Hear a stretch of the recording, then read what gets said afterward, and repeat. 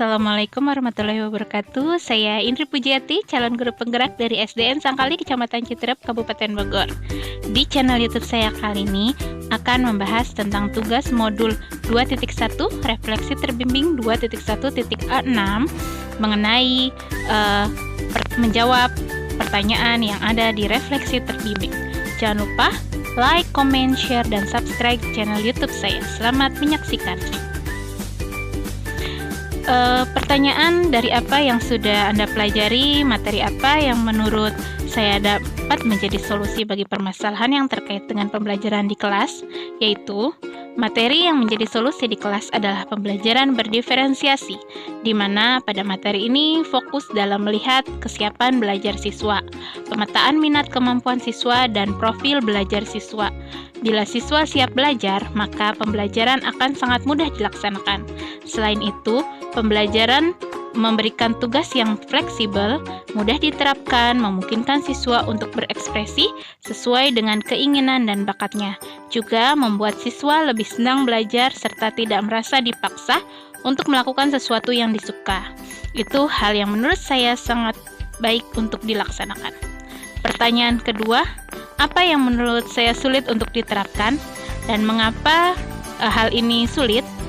Menurut saya hal yang sulit diterapkan yakni pada proses pembelajaran yang mengakomodir semua kemampuan bakat dan minat siswa dalam belajar. Kendalanya karena 1. Sistem kurikulum yang diterapkan hanya mengarah pada hasil akhir pedagogik aspek pengetahuan dan saat ini masih berdasarkan angka. Sedangkan yang diharapkan dalam pembelajaran berdiferensiasi, proses dan produk pun jadi bagian dalam pembelajaran ini. Yang kedua, kurikulum yang masih berlaku belum sinkron dengan yang sedang berjalan. Kondisi karakter siswa yang berbeda-beda, apalagi apabila ada siswa yang mengalami difabel atau disabilitas ataupun siswa inklusi. Yang ketiga, asesmen yang belum sesuai dengan acuan. Yang keempat, sistem kompetensi yang masih tinggi dan mengunggulkan hasil, serta sistem penerimaan sekolah lanjutan yang masih belum jelas. Dan yang kelima, pemahaman orang tua bahwa belajar itu masih bersumber dari buku, padahal sumber belajar masih bisa dari mana saja. Pertanyaan selanjutnya, jika saya harus menerapkan hal yang sulit tersebut, dukungan apa yang dapat saya perlukan? Kemana? Atau bagaimana saya akan dapat mengakses dukungan tersebut? Dukungan apa yang diperlukan? Di antaranya, 1. Kolaborasi atau kerjasama antara orang tua wali murid, rekan sejawat, dan juga kepala sekolah untuk saling menguatkan. Yang kedua, tersedianya perangkat pembelajaran dan perangkat penilaian yang sudah matang dan siap dilaksanakan. Yang ketiga, arahan dan juga bimbingan dari pengawas dan dinas pendidikan di daerah setempat seperti kabupaten atau kota. Yang keempat, dukungan dari Kementerian Pendidikan dan Kebudayaan dengan menyamaratakan semua sistem dan pelaksanaannya secara serentak se-Indonesia. Dan kemana mengaksesnya? Sosialisasi yang masif di media sosial agar sesegera mungkin semua orang mulai familiar dengan perombakan yang ada. Dan bagaimana melakukannya? Diadakanlah pelatihan atau diklat-diklat yang berkaitan dengan pembelajaran diferensiasi agar dipahami oleh semua kalangan pendidik sehingga akan mencapai pemerataan pemahaman.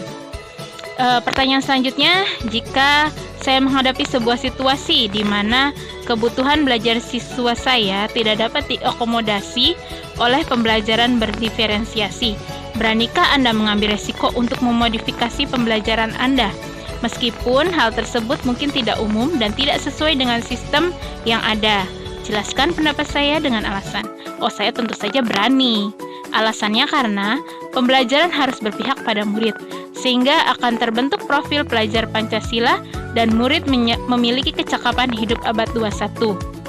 Selain itu, pembelajaran berdiferensiasi itu memang harus berbeda, sehingga pasti banyak perubahan. Selanjutnya, pembelajaran berdiferensiasi memberikan kebebasan atau kemerdekaan kepada murid untuk belajar sesuai dengan bakat, minat, dan latar belakang serta profil yang mereka miliki. Dan yang terakhir, pembelajaran berdiferensiasi dapat memodifikasi pembelajaran yang ada, meski tidak sesuai dengan sistem kurikulum yang berlaku, sehingga diharapkan kebutuhan belajar murid terpenuhi dan pembelajaran yang berpusat pada murid dapat dilaksanakan. Sekian penjabaran dari saya. Terima kasih atas perhatiannya.